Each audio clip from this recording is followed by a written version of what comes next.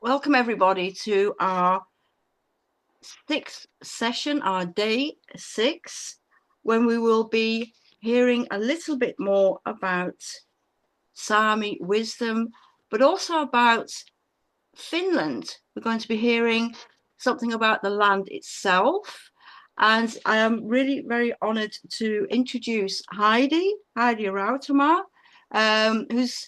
we've been friends for a long time. We've been interfaith colleagues with URI, but also Charter for Compassion. So we've met on various occasions, and I've actually visited Heidi in Finland, and I've got my Sami. I would just say I've got my Sami. So I'm all in the mood. So everybody, let's join and hear a little bit more about Finland. But first of all, a little bit about Heidi. So Heidi lives in Finland, in Helsinki, and gives trainings on peace and interworld views, issues mainly for teachers, people of religious communities, and for young people. And she organises lots of interfaith activities for younger people since about 2000. And at the moment, she's working on a project called the Interworld View Dialogue at School, at basic, I think, primary education level. I think you said, Heidi. She actually wrote a PhD thesis on pedagogy of interworld view education. That was actually something I didn't really know much about, so it was a completely new subject for me as well. But during the summertime, she works as a Lutheran pastor and is also a health education teacher, a vocational teacher, a guidance counsellor, and a journalist. And in between all of this, she has 2 children. Well, children, they're young adults now, 18 and 28 years old, but she's done it as a single mom. So we know how difficult that is, having a job, raising children all on your own. And she also has 2 dogs. So over to you, Heidi. Let's hear more about the Northern tradition, more about Finland, and more about the Sami people. Please go ahead. Okay, thank you very much. It's my pleasure to have this possibility to tell something about the tradition that I carry, and tradition that has been very important for me when I do this inter-worldview dialogue. And actually, interfaith is included, this inter-worldview, because it is the worldview is something that is also like non-religious. So everybody has a worldview. So it is about that matter, this concept. But yes, welcome to step into the North through this presentation entitled Harmony and Well-being in Nordic Tradition. I am Heidi, and I live in southern part of Finland, in the capital area. In this presentation, I will introduce some elements in my life that I see that offers well-being and maintain harmony in life. I studied comparative religion as the main subject in my Master of Art degree thesis because I have been very fascinated by Finnish folk tradition. Even today, some elements of folk religion survive in the form of customs, celebrations, and beliefs here in Finland. Many Finns still celebrate traditional festivals that were rooted in pre-Christian times, and nature-based spirituality has seen a resurgence in recent years. Some modern practitioners of Finnish folk religion also continue to honor the old gods and spirits, seeking to reconnect with the ancient ways in an increasingly modern world. Overall, Finnish native religion was a deeply spiritual and nature-centered belief system. I have roots in countryside, although I have lived only my first year in the countryside. My both grandparents were farmers, and you can see in those pictures my grandmother's house. There were 10 children in both families, so I have more than 50 cousins. Before the Second World War, Finland was a country of agriculture. Despite all the work, my grandmother managed to do handicrafts, and this has also been passed down to my mother. You can see this pullover that is knit by my mom, and of course I also do some knitting. In the picture you can see, among other things, the tree of life made by my grandma. My grandmother still carried some old-time beliefs. She read various omens. In particular, I remember her paying attention to the behavior of birds. My grandmother's house in a bit was isolated from other houses. For example, my mom remembers the first time she saw another house next door, well, far away though, and she was wondering how there are other houses out there. This growing environment has guided me to the essential things, and it has given me the feelings that we are the nature as well. In my grandma's place, we got to know especially this one forest god named Näkki, and you can see in this picture there. Näkki, we were so afraid of this god. We were told that Näkki would come and take us if we children were too near the water. Nature has been central to Finnish spirituality, and every part of the natural world, forests, lakes, rivers, mountains, and animals, was believed to have its own spirit or guardian in folk religion. These spirits could influence their lives, so people sought to live in harmony with nature. But you know, this spirit in nature still lives in minds of many people here. For example, we have a saying that forest is my church. Here is the photo of a week-long church youth camp where we had the services outside every day. So the church was the forest. And what about my father's childhood family and what I have inherited from there? My father's mother was also skilled in crafts work, and she also naturally knew how to recycle. My father's father contributed his time to the award-winning local history museum. He was one of the founders. So as a child, I often visited this museum complex, and at the age of 10, my grandfather trained me to be a museum guide. In this photo, I'm with my cousin spending time in this museum complex. My grandfather used to tell me stories about elves. You know, every Christmas we took porridge to the sauna elf, and I still continued this habit with my children. And I still would like to do so. In Finnish Christmas tradition, tonttu, elf, actually refers to the small elves that are said to inhabit Finnish homes and farms. In modern times, they are Santa's helpers, but historically, they were believed to guard homes and bring good luck. Some families place still, and I think almost everybody here, small elf figures around their home during the Christmas season if they celebrate Christmas. And of course, every sauna has its own elf. The sauna is perhaps the most iconic Finnish tradition. It's estimated that there are over 3.3 million saunas in a country with a population of just 5.5 million. So this means there are plenty of saunas to go around. Sauna is offering a space for relation, like relax, cleansing, and socialization. Traditionally, the sauna is heated with a wood stove and is often located near a lake or river for an invigorating dip in the water afterwards. And if there's not water, and if there's winter time, we go to the snow.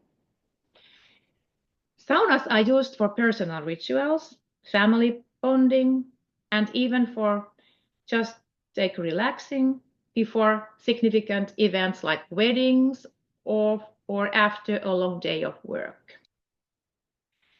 For many Finns, the sauna is still considered a kind of a sacred place. Historically, it was seen a space for physical and spiritual cleansing. The word sauna itself comes from an ancient Finnish word that refers to a small log cabin to purify oneself. In older times, people would visit the sauna before significant life events, such as marriages, childbirth, or even death. Traditionally, the sauna was also believed to be a place where the boundaries between the physical world and the spirit world was thin, and spirits were thought to reside there. It was common to perform rituals in the sauna to ask for blessings or protection. And by the way, some of my mother's siblings were born in sauna, like my aunt. In this one photo, you can see a picture of vihta or vasta. It is one traditional custom in Finnish saunas to use a branch of birch branches that are lightly beaten against the skin like this. This practice is said to promote circulation and relax muscles, and it adds to the ritualistic and cleansing nature of the sauna experience. And you can smell like a summer if you have like those birches like dried, right? And Yep. you can smell the summer during the winter time. I was raised to be in silence in sauna, and I still continue this tradition. And when we come from the sauna, we say greetings from sauna, which means we bring greetings from the spirit of sauna. This photo shows my sauna here at home. And I tell you, it is also a good place to try forest mushrooms, as you see. Finland is the country of forest. More than 75% of Finland's land area is covered by the forest. The average distance to the forest from homes is only 700 meters. Most of the Finnish forest belong to non-industrial private forest owners who retain 60% of the forest. But unfortunately, about 13% of the forest are protected. According to studies, staying in the forest decreases heart rate and blood pressure rapidly. Muscle tension is also reduced. The most obvious effect of roaming in the forest is mood, because the forest calms down and speeds up recovery from stress. So it's good that there's only this 700 meters away when you think how near the forest are. Yes. Finland is also known for thousands of lakes. There are 188,000 lakes in Finland, so we have water. On average, there are 40 lakes per 100 square kilometers in the district. Finnish people have summer cottages by the lakes and sea. There you can see my parents who enjoy to spend time in their cottage where they can live very simple life. There is no tap water or server in that cottage. And the other photo shows my gardening hobby. Well, I hope this presentation told you something about how people try to be in harmony and feel well. Of course, we have lost some connections to the nature, but we still have some left. Don't you think so, Lars? So I have still some photos left for you to see views from the north. We celebrate today Sami National Day. My cousin Sinna lives in the north now, and these photos are taken by her. So the next photos are sort of like bridge that takes you to Samiland later, because at the end of this session we will hear Laura Njunnas to talk about her work. But some few photos and then we continue with Lars. So we celebrate this Sami National Day, and you can see like where are the colors from. The red part of the circle in the flag symbolizes the sun, and the blue part symbolizes the moon. The red, blue, green, and yellow colors come from the Sami national costume. And the green color symbolizes nature, blue symbolizes water, red symbolizes fire, and yellow symbolizes the sun. And here you can see some of the pictures taken in Samiland. And of course, Northern Lights. And some photos of the mountains. Thank you very much. And I hope if you have any questions, I'm willing to answer later. So maybe we continue with Lars.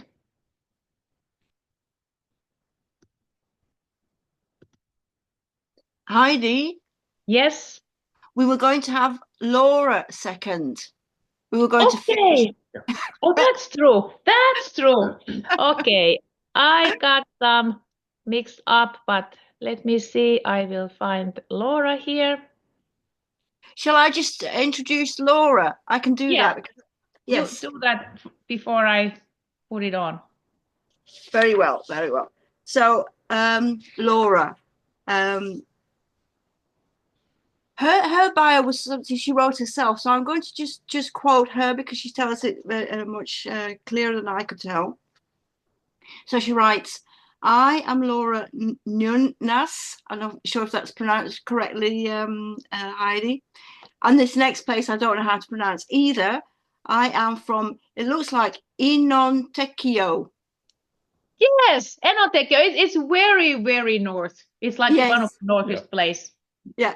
I looked it up and it's actually about 1,100 kilometers north of Helsinki and is the northernmost part of West Lapland. So it's already in the Arctic Circle.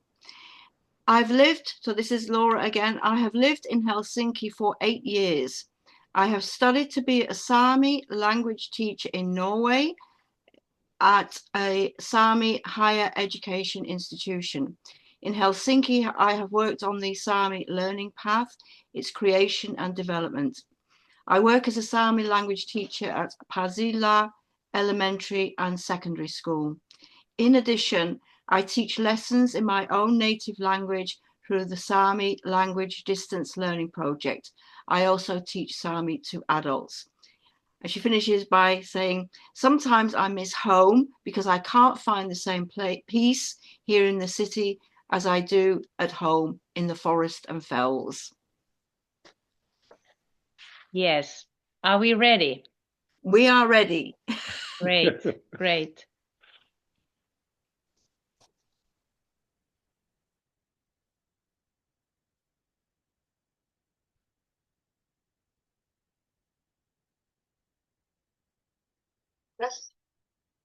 Mun nimi on Laura Njunnas. That means hello, my name is Laura Nurtas, and I'm here telling you about Sami people and Sami. In Sami, we don't ask, where are you from? We ask, where are you away from? So, this is where I am away from. The place is in Sami. It's located 1,200 kilometers from where I currently live. I moved to Helsinki 8 years ago from northern Norway. Since moving here in Helsinki, I've been working within Sami children's education and revitalization of the Sami language.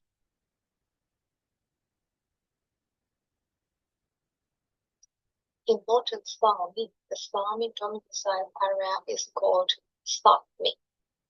The Sami residence is in 4 different countries in Finland, Norway, Sweden, and Russia. Altogether, there are around 75,000 to 100,000 Sami people, and most of them live in Norway. There are around 10,000 Sami people in Finland, and over 70% of them are living outside the Sami domicile area. The Sami are the only indigenous group within the European Union.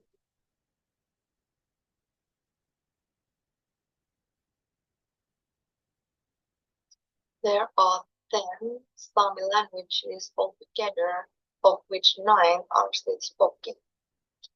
The Sami languages are spoken, of course, in Finland, Sweden, Norway, and Russia.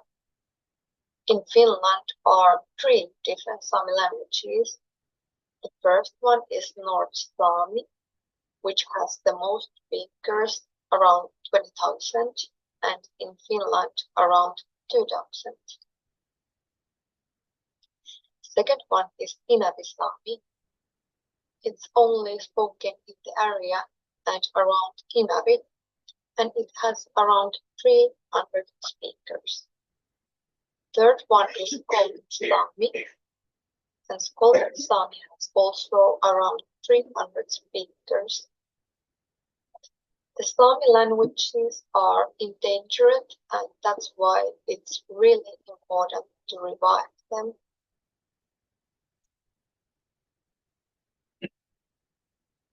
Here you can see Sami and Sami languages geographic distribution.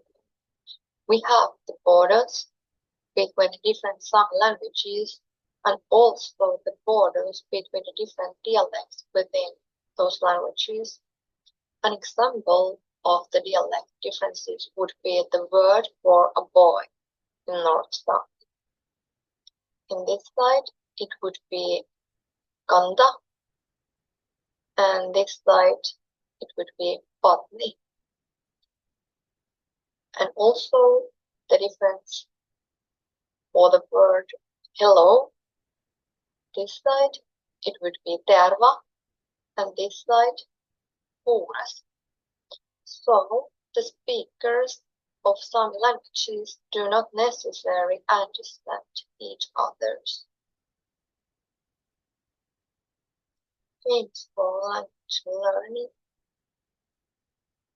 When we talk about the Sami languages, the basis is always in language revitalization. For the most of the children in Sami classes, one of the Sami languages is a language of their family, which has previously been lost and which the families now want to take back. Goal is to support the Sami identity of the children to the learning the language. And the other goal is that the students are bilingual.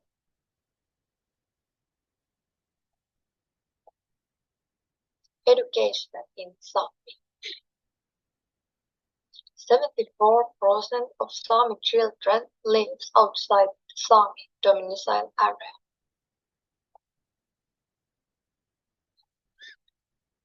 The only cities that offer education in northern Sami outside the Sami are Oulu and Helsinki. This means that the most of Sami children never get an education in their own language. Since 2018, there has been a project to provide distance learning of Sami languages to Sami children outside the domicile area. The project offers language learning to both native speakers and those that have not learned the languages at all. The traditional Sami pedagogy is based in Sami domicile area and traditional livelihood of the Sami people. The Sami class of Helsinki is an example of finding new ways to bring the Sami pedagogy outside the Sami domicile area. In 7 years, the Sami-Finnish class has become a part of the bilingual teaching in Helsinki. Through this experience, we've learned that we not can bring the Sami and the culture within to the city, but we can teach the language and strengthen the students' Sami identity through that. In Sami pedagogy in the city is all about bringing the Sami pedagogy to the city environment and connecting to nature, learning by doing, storytelling, and cooperation with parents. The traditional Sami livelihoods are reducing, fishing, handicraft, and hunting and catering. Nowadays, most of the Sami people live outside the domicile areas of Sami and have non-traditional jobs, like me, for example.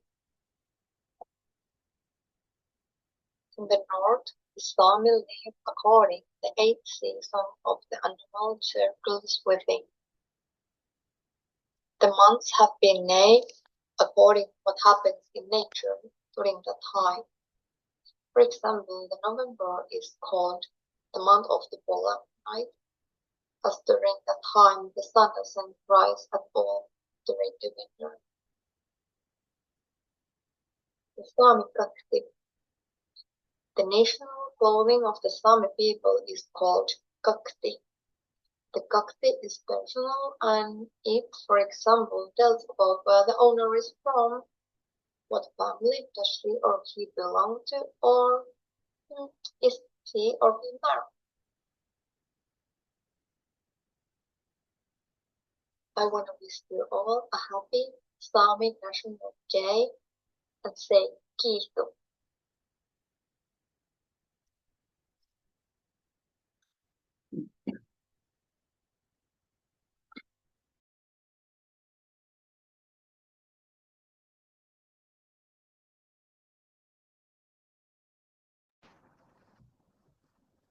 Unfortunately, Laura could not join us today because today is the special day and she's probably celebrating this elsewhere this day.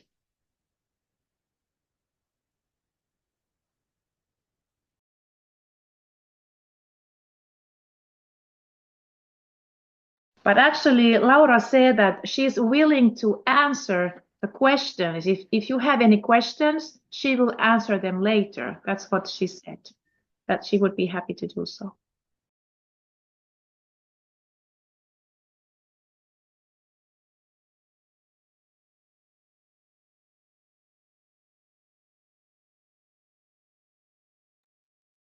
It was interesting, Heidi. One of the last slides talking about the 8 seasons. And I was mentioning a couple of days ago about the Wicker. If Margaret might remember, I was talking about we have the Wicker Wheel of the Year, and we also have 8 festivals, which is, when I'm looking at this, it's like, oh my goodness, it's like our Wheel of the Year. But I suspect that with the Sami people, it would be much more connected with animal husbandry, with the reindeer, of course. But I do see the cloudberry, which makes a wonderful, wonderful Finnish liqueur. Oh, Of course, I love it. I love the Finnish liqueur, the cloudberries. It's one of my favorite liqueurs. Anyway, so please thank Laura for this wonderful presentation. It's been amazing. Thank you. I was interviewing Laura for our course because we have this class about interworldview dialogue, and she was telling that the students, the peoples here, the Sami peoples here in South, because they don't recognize the differences between different snow structure, because there are many words for snow in Sami language. Also in Finnish language, we have quite many, and I think the youngsters no longer know because we don't have that much snow. We don't have every year like a lot of snow anymore because, you know, the weather is changing. So that's also interesting how, you know, the language somehow becomes more narrow.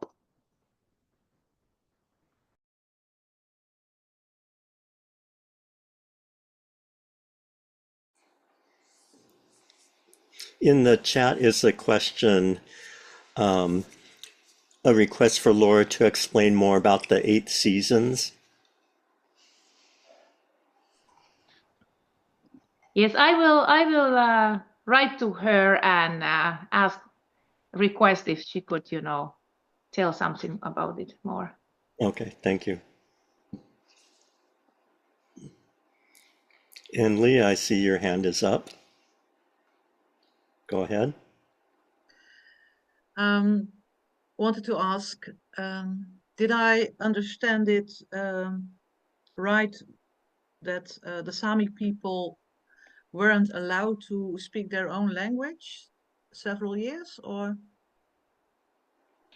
Unfortunately, wasn't it so, Lars, that the same thing happened also in Finland here? Yeah. Yes, and actually they were put to study elsewhere, like very far away from their homes also. Mm-hmm. So that's why, Thank you. you know, they lost the connection for their language.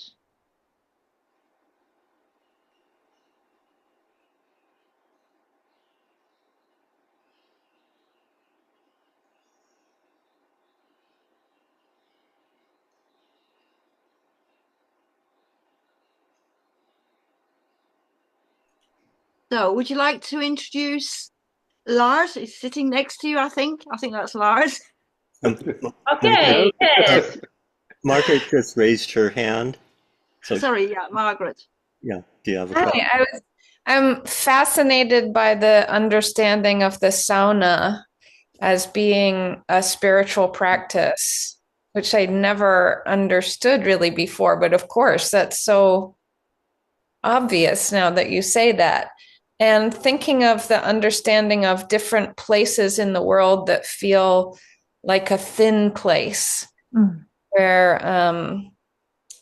heaven and earth or body and spirit are one and in unity. And just wondering if you could comment on that. Does the practice of the sauna feel like it is creating that thin space? My feeling is that in order to really understand the place of the sauna, you have to experience minus 40 degrees temperature outside, and then have this 70 degrees plus temperature that you can feel, so you can go far beyond even the summer temperatures. So I think this was very, very, very mystic. Yes, and when you think of the steam that comes from when you have thrown the water to the hot stones, it is called löyly in Finnish, and löyly is one of the oldest words that you can also find in other our related languages. And löyly means soul, spirit. Löyly is called soul. So you can think of the steam like a soul, you know? That is really beautiful. Thank you for sharing that.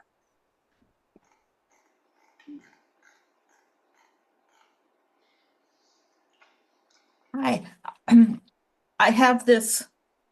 Can you see?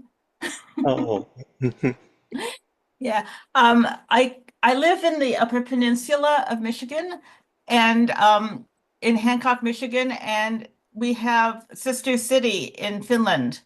And so we have celebrations here like the Heikenpäivä. And recently the art center every year locally does art from the Kalevala exhibition during the Heikenpäivä celebration. So it's really nice to see, where all of this comes from, and I recognize a lot of words, and yeah, that's really nice. And a friend of mine made this. We have yeah, and she is Sami. She lives in New York State right now, but she is a weaver, and so but yeah. So thank you. Thank you for this presentation. Thank you for sharing this. Yes. I'm very happy to see and Really beautiful. hear. Yes. And I think some Finns, when they came to the States, they found their place in Michigan, many of them. Yeah, this is in Upper Michigan. We have the Finnish American Heritage Center here, and we had Finlandia University, but it closed down. But now we have the Finnish folk school. Ah, Yeah, nice. Yeah. Nice. so it's pretty neat to be immersed in that culture. Yeah.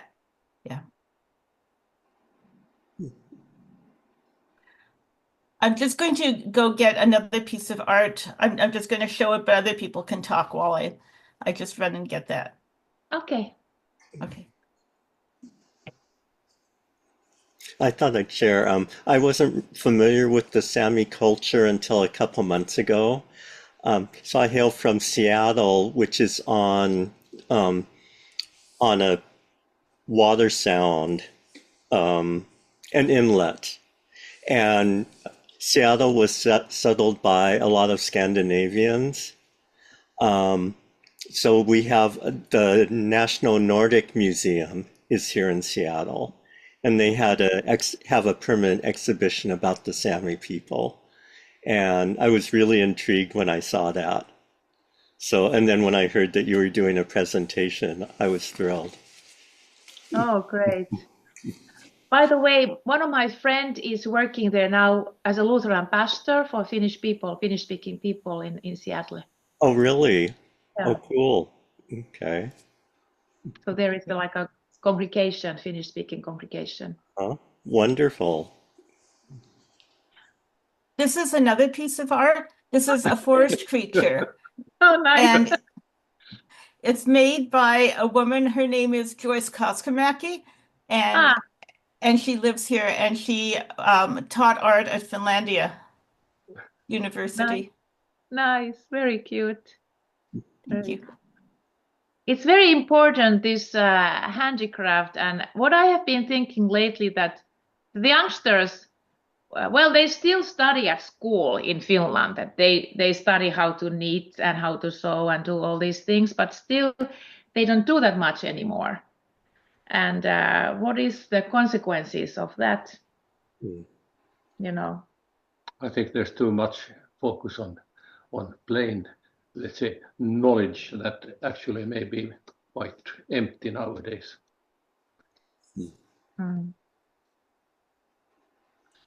In this area, we have a fair number of knitters and weavers. And I was thrilled when I saw the sheep on your first photo. Quite a few people in the countryside raise their own sheep, and then they'll spin the wool. I also knit and do a little weaving and wool felting. And one of the resurgences that we're seeing here is crochet. And younger people are tending more towards crochet than they are knitting. But that's becoming one of the more sort of favorite handicrafts that younger people are taking on now, which is really nice to see. That's nice to hear. Thank you for sharing this. Great. Yes. Yes, I have Australian shepherds, 2 of them. So I have to do some herding with them.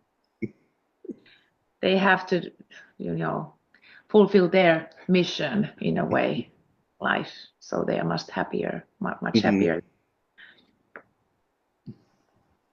Yes. Yes. But when you think of Finland, the location is very interesting because it is between East and West. So you come from the Swedish-speaking area. So how do you see, like, is there some differences between the culture? My feeling is that there are some clear differences, but also very, very much overlapping. So it's very very difficult actually to really pinpoint some clear differences. My wife told me today that she thinks that one difference is the kind of humor that the different language groups have. And you can also see perhaps the difference in the music between, let's say, modern Eurovision music, for instance, between Finland and Sweden. There's a very big difference. Yeah. But then there is, when you think of Slavic culture, then it's already a different compared to Finnish culture in a way. Yeah. But we are so near the Russian border. I once saw a film that showing that the Sami people were also put into schools like the Native American. Yes. Can you talk a little about that?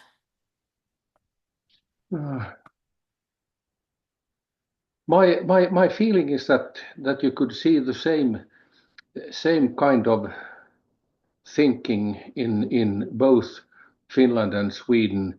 There was a, let's say, movement to have a homogeneous kind of language in the let's say country, and one way was of course then to try to teach people the main language. I could also actually experience the same as belonging to the Swedish speaking minority, but not in the same way.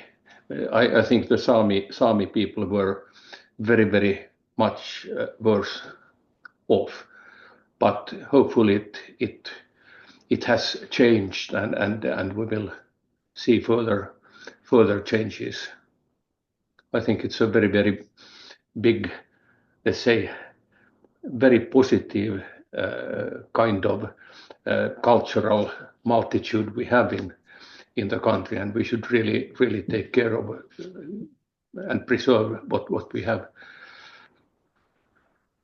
Yes, and I think that people are really now learning to appreciate the sustainable way of life that Sami tradition still kind of carries, because some of them are still doing this herding thing with the reindeers in a way, and living a lot with the nature. So that's something that we can learn from. That's wonderful. And Mary, I see you have your hand up. I do, thank you. I know I live in Seattle too.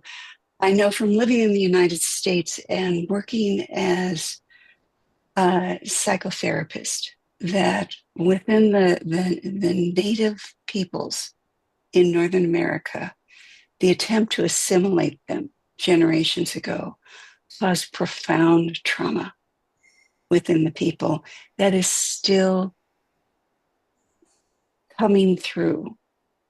I'm wondering if for the Sami people, there was that same experience of trauma when assimilation was attempted, and how much there is a turning toward an attempt toward spiritual healing at this point, to return to their historical belief systems.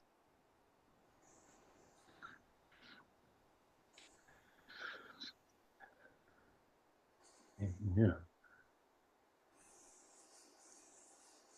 I think there's very much, let's say, in common between the Sami people and the traditional people living in the North America before Europeans came there, and probably my guess is that in the North America, the indigenous people, they actually fared much worse than here.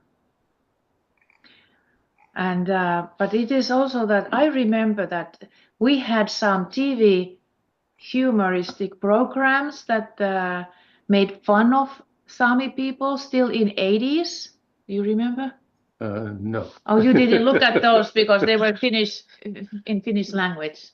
Yeah. So it's not that long time ago that people made fun of indigenous people here. Well, also they made fun of Roma people, you know, and some other ones. Should be. So we have really, we still have a lot to learn.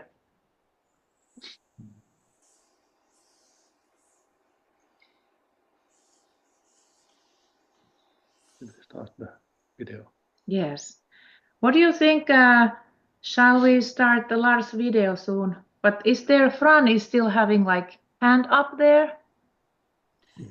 Yeah, I was just curious if the Sami people were able to keep their land and to live on their land. Very, very important question, and they still must talk about it a lot now. It's a big issue. Yes, one of the biggest issues is that there were no, let's say, specific owners of the traditional Sami lands. So the Finnish country actually took all the lands as let's say national land areas, and nowadays there's very much talk about how to turn the clock back and actually give the power back to the Sami people to really administer the lands that were actually taken from them. Mhm. That would be nice if they could do that, you know. A lot of the indigenous people in Americas, you know, they have this land back kind of movement. And I get confused about how that could ever happen because we took almost all of their land and now it's all populated, you know. And so it's hard to understand how that could happen. Maybe they could have more freedom on the land that they do own and no more taking away because they've discovered oil or, you know, gas or something on their land. And now they're trying to take, to this day, even more of their land. So it's, yeah, because it's so important to indigenous people to live on their land. Their land, it's not about ownership, it's about their heart, you know. So, yeah. So I was just curious. It looks like they were able to keep a certain amount of their land, the Sami people, you know, as far as Yeah. that map that Laura showed. So, yeah. Okay. Well, thank you. Thank you.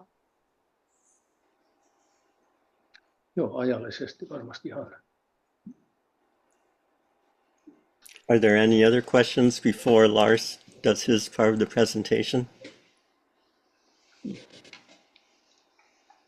Okay, well, I'd like to thank you, Wendy, for putting in the chat the website you found for the regarding the 8 seasons.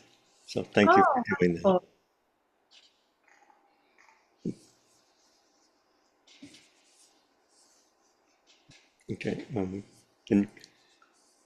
Okay, sorry you need to leave, Isabel, but thank you for joining us.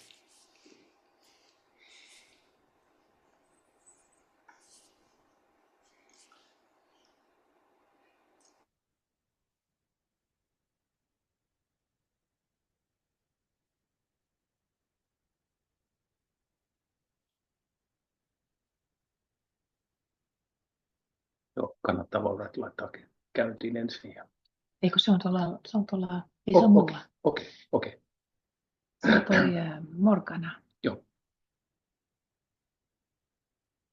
Or should we check? I heard my name. Yeah, I was saying that when you have the video link to put Lars. So you want me to share? Yes, because I don't have it on here. Oh, okay. So bear with me. I apologize for any kind of mishaps. Eikö meillä ollut tässä? Yes, you do you want me just to introduce you, Lars? Okay. Actually, I will introduce myself also in the video. So. Excellent. Okay, so just carry on. I'm going to start sharing. So just bear with me, but do carry on talking about what you're. Yeah, we can continue. Yeah, we can continue talking. So, Lars and I have coordinated URI activities since 2000. Roughly, yes. Yes, here in Helsinki area, and have been very active in interfaith dialogue on the grassroots level, and that's how we met each other. Actually. Wonderful. So, can everybody see this? Yes, we can. Okay, I'm going to start now. Oh, sorry. Minority in Finland.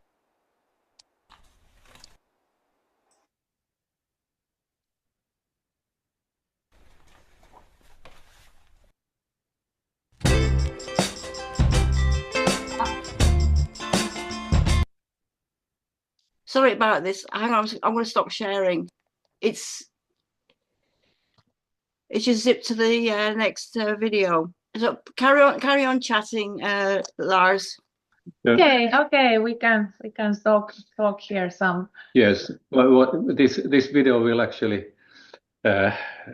talk a little bit about the southern part of Finland, 1,000 kilometers to the south from the Sami lands, but on the other hand, so far north that here in Espoo, where we are now, we are on the 60 degrees north. So it's roughly the same as the southern part of Greenland that we usually see as a really cold and strange place. The warm Gulf Stream is the reason why we have during the summer at least a very nice climate here, like in the Alps in the Central Europe. Okay, let's see.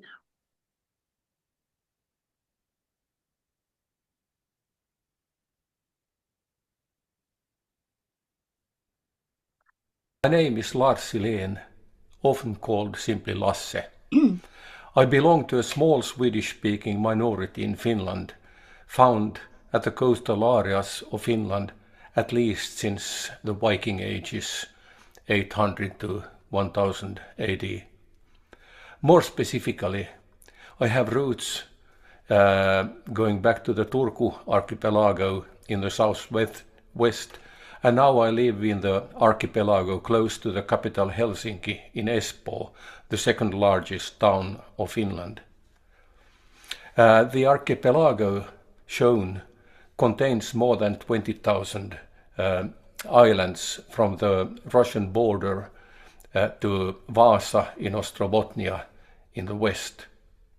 I'm a Baha'i and a member of the local spiritual assembly of Espoo since the 1990s. Everything I present here are my own views. My good friend Heidi Rautionmaa introduced me to interfaith dialogue sometime around the year 2000.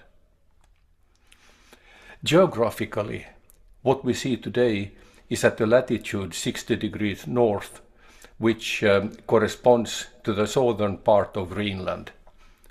Due to easy access to the southern part of Finland, there were influences from all over Europe, starting with the Vikings sailing down to Constantinople, followed by the introduction of the Catholic Church from the south, and slightly later the Orthodox Church from the east. The result can be seen in a number of churches built between 1200 and 1300 AD. Of course, many local traditions continued, as can be seen in the Finnish epos Kalevala. This video meditation will start with a short music played on the violin and guitar. The piece is called Roots, and it's written by myself. We will see a number of sceneries from different locations in Espoo while we meditate over 3 short texts. 2 are Baha'i texts, and the last one is taken from the Hindu tradition. I selected the last text because I love the way it includes all humanly perceived gods into one God that is infinitely above our human understanding.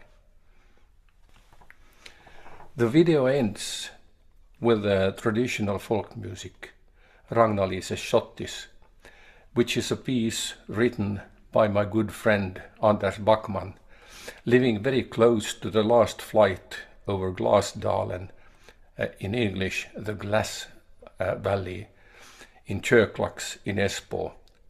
Folk music was played everywhere at weddings and funerals, and simply to lighten a hard life up in the north. I hope you will enjoy the journey.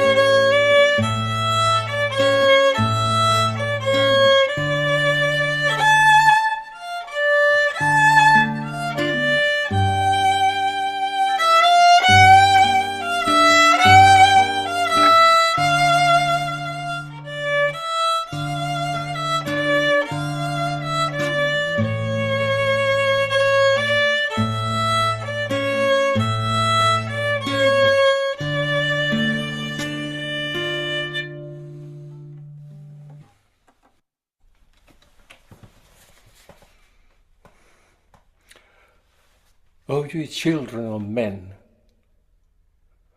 the fundamental purpose animating the faith of God and his religion is to safeguard the interests and promote the unity of the human race. This is a straight path, the fixed and immovable foundation. Whatsoever is raised on this foundation, the changes and chances of the word can never impair its strength, nor will the revolution of countless centuries undermine its structure. The well-being of mankind, its peace and security are unattainable unless and until its unity is firmly established. So powerful is the light of unity that it can illuminate the whole earth. The one true God, he who knoweth all things, himself testified to the truth of these words. This goal excelleth every other goal, and this aspiration is the monarch of all aspirations.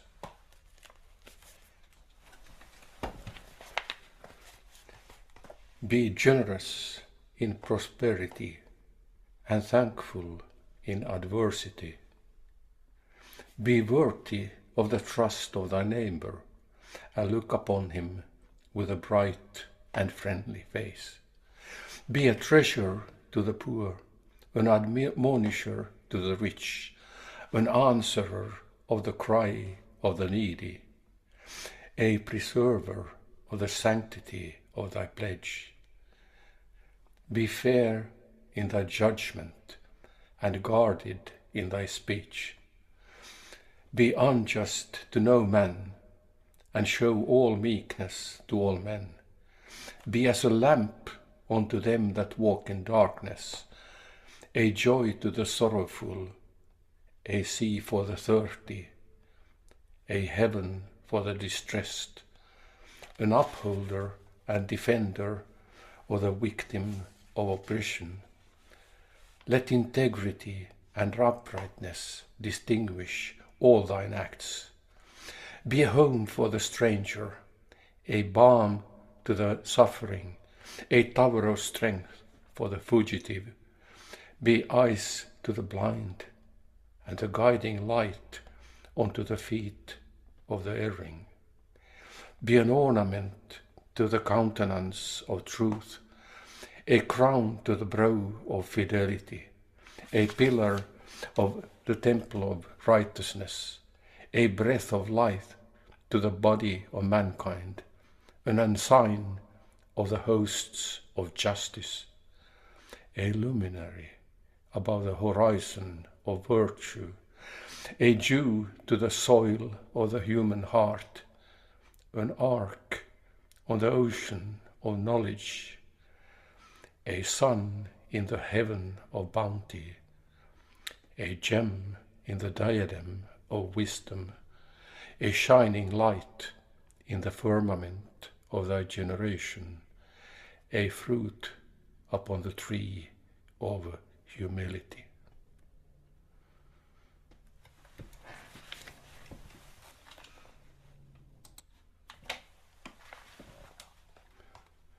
And know, Arjuna, that I am the seed of all things that are, and that no being that moves or moves not can ever be without me.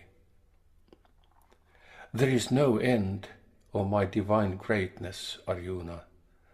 What I have spoken here to thee shows only a small part of my infinity.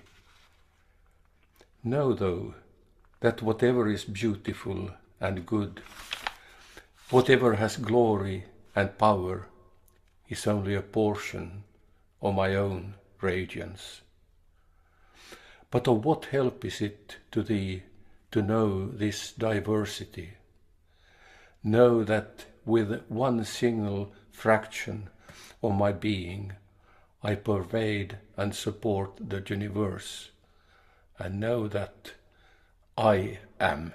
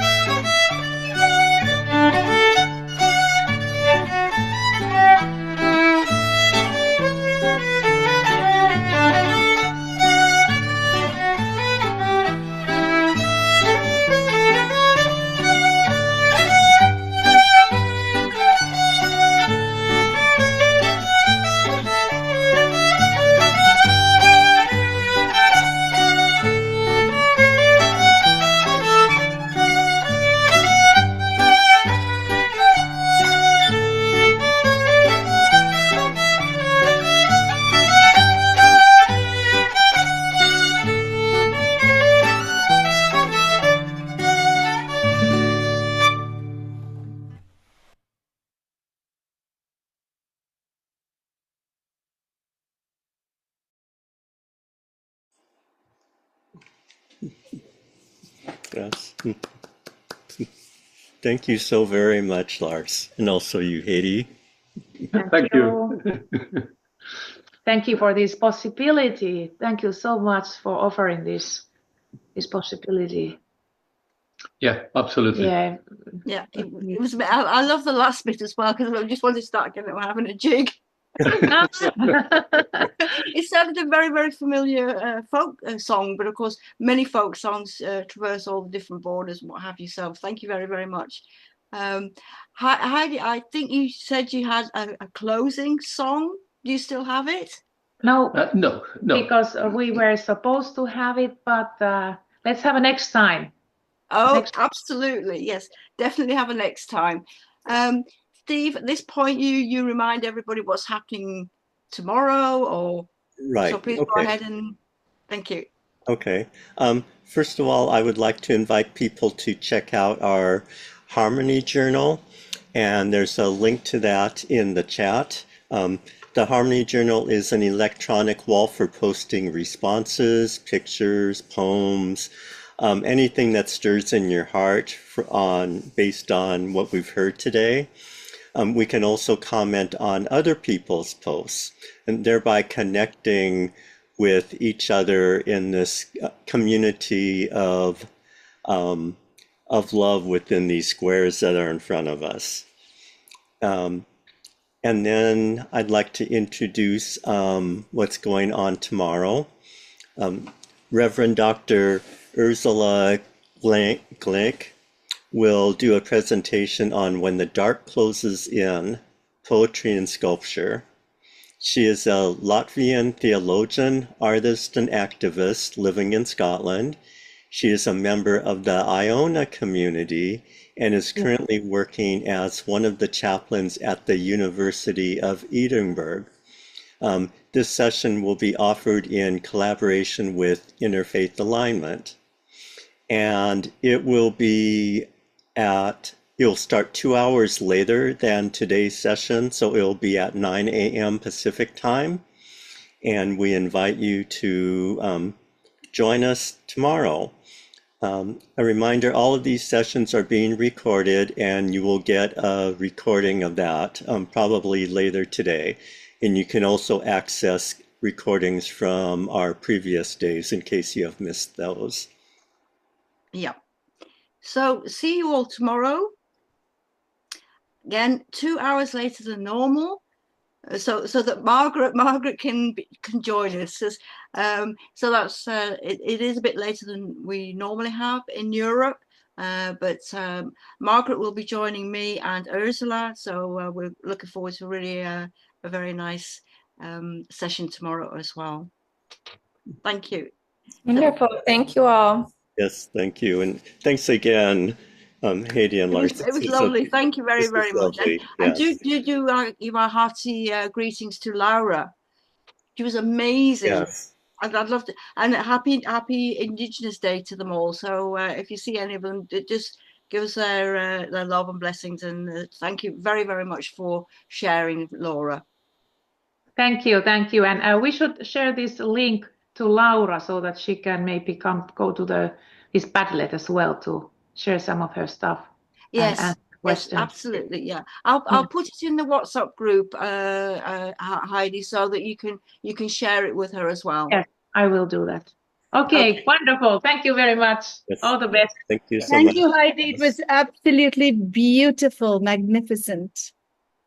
Lovely seeing you too as well. We'll see you on day 8. Saturday. Yes, Saturday. There you go. Yeah. It's a lovely community. Thank you ever so much. Thank you. Thank you. You take care, everyone. Bye. Bye.